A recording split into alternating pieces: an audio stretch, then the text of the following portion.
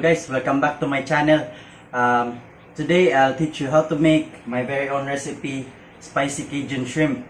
I made this recipe since Old Bay seasoning is not available in our local supermarket. So before we start, if you're new to this channel, please hit subscribe and click on the bell icon so you'll be notified when I upload new videos. Okay, so let's start.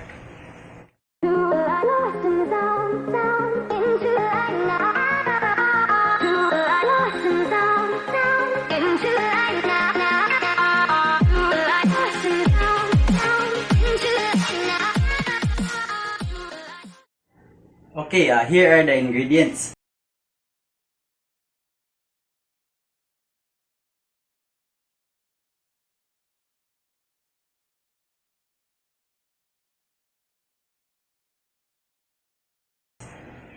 We have 1 kilo shrimp,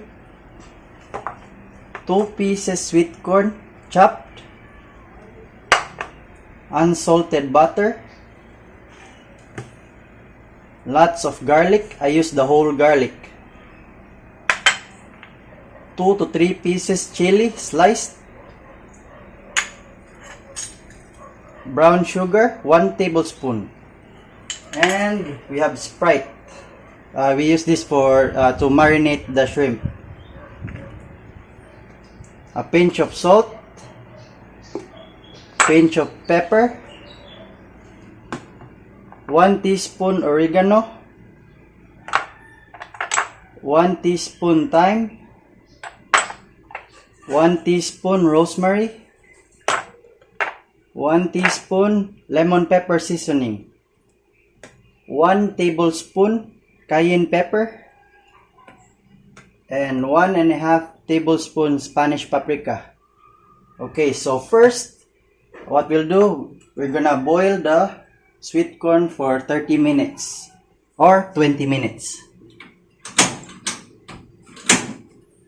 So let's boil the sweet corn.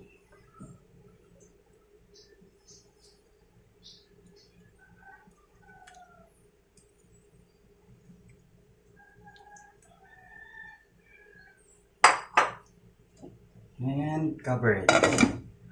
While boiling the sweet corn for 20 to 30 minutes, we'll add Sprite to our shrimp. Marinate it in Sprite. So the amount of Sprite depends on how much shrimp you have. As long as it's all soaked. Then after you marinate it, usually we marinate the shrimp for 15 minutes. So while waiting for the corn to be cooked, let's make the Cajun seasoning mix. So first, pinch of salt, then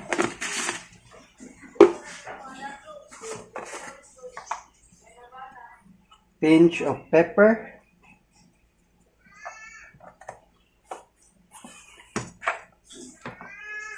uh, 1 teaspoon oregano, 1 teaspoon oregano,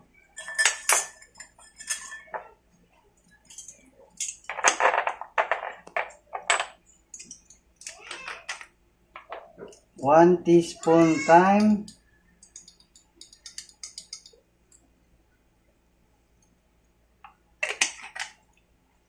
1 teaspoon rosemary. This is for that's different smell that you will have in the Cajun shrimp. Lemon pepper 1 teaspoon.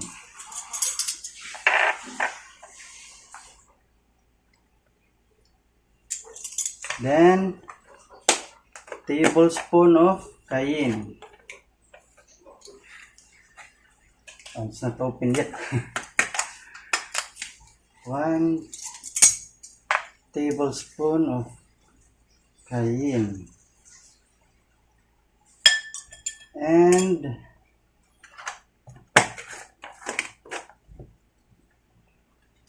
1.5 tablespoon of paprika.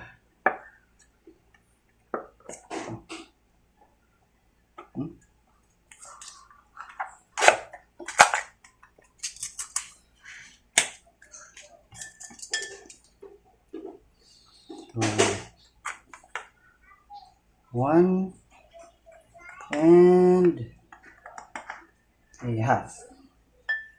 Okay, now that we have mixed all the seasoning mix, just stir it up. By the way, it's like the other ingredients are imitating the Old Bay seasoning, like the pepper, salt, the cayenne, paprika, and the lemon pepper. You can get the Old Bay seasoning taste along with the garlic. Okay, so while waiting for the corn to be cooked, let's just wait. Okay, now that we're done cooking the sweet corn, let's now cook the Cajun shrimp. So first, let's melt the butter. No need to use oil in this recipe since butter can already cook the shrimp. So let's melt the butter. You can use half of the butter, but I prefer to use the whole butter. So let's just melt the butter.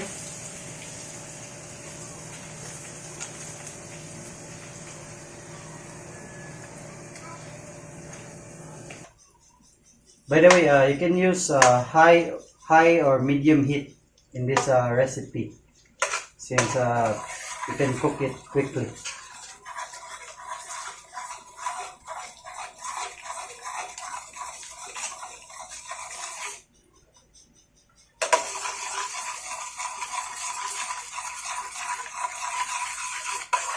Okay, now that we melt the butter, let's add chili to make it spicy. Chili, and then the garlic. So just saute it for a few seconds, 20 seconds or 30, to let its taste out, the garlic and the chili.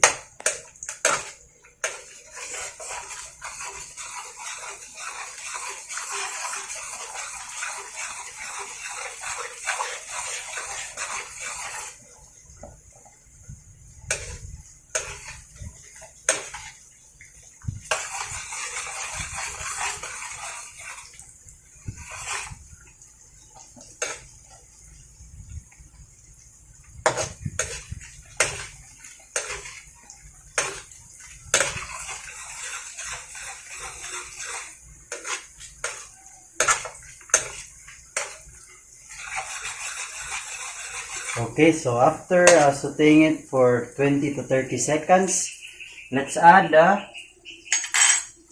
Cajun seasoning mix. So add the mix, stir it up, stir it out.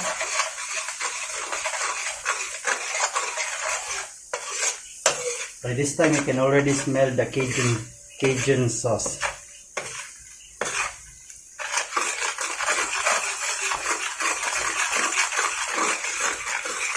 Then let's add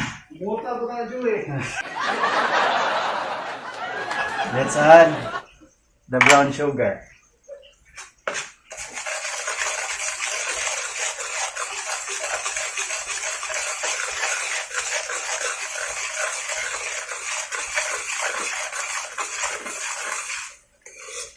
After adding the brown sugar,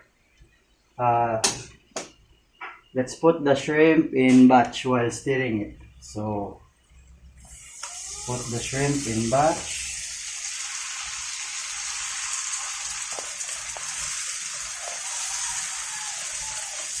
You can place 7 to 10 shrimp at a time. Then stir it up so it won't be overcooked.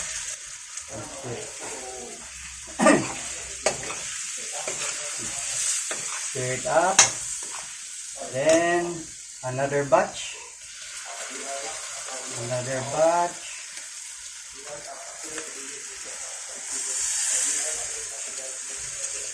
Another batch. Then stir it up again.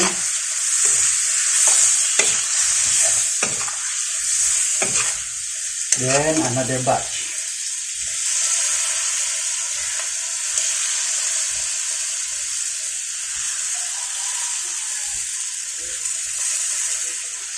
Stir it up again. Or flip it.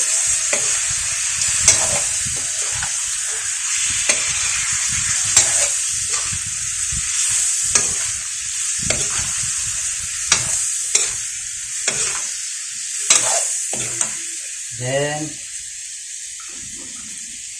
let's add the last batch. Last batch. Stir it up. So you can tell that the shrimp is cooked if it's already orange in color. So this is not that orange yet, so we need to stir it up.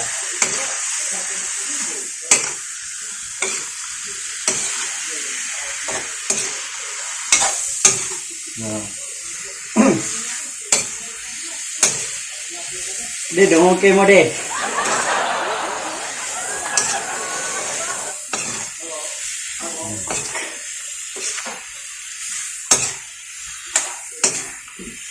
So after stirring it up for a few seconds, let's add the corn. Let's add the corn.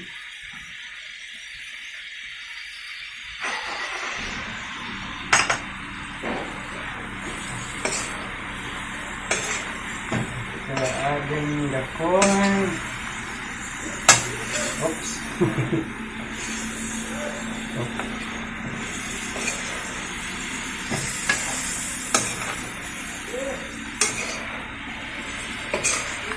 Okay.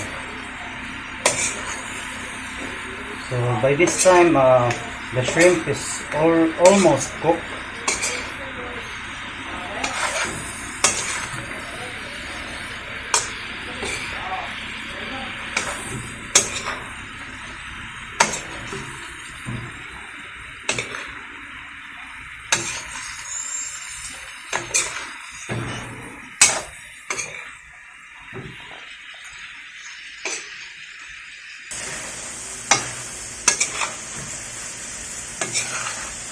Okay, so this is already cooked. You can see it's orange. So now, after a few stirs,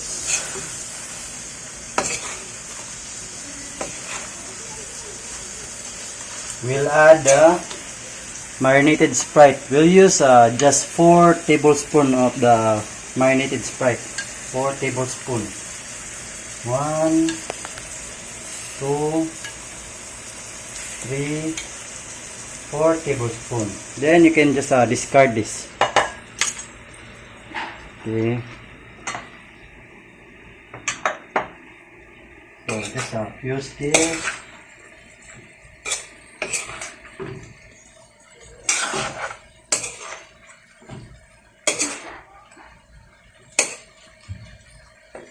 See, this is the sauce.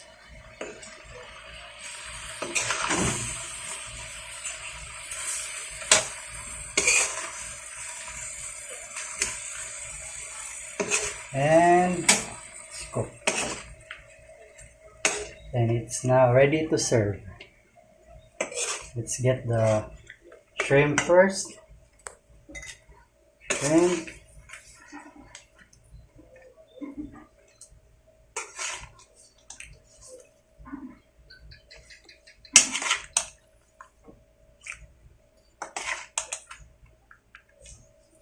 This recipe really smells good and it also tastes good.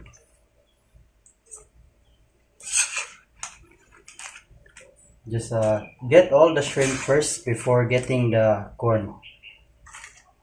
So you will get a nice presentation.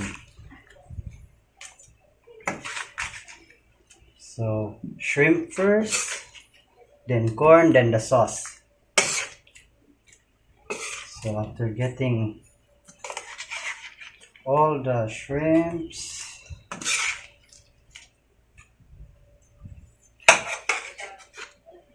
oops.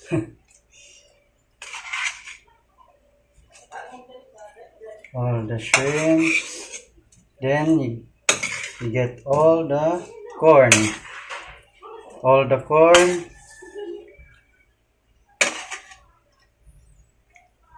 Oops.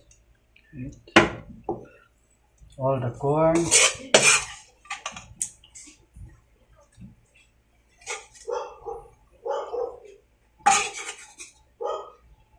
And then get the garlic and the sauce. The garlic and the sauce.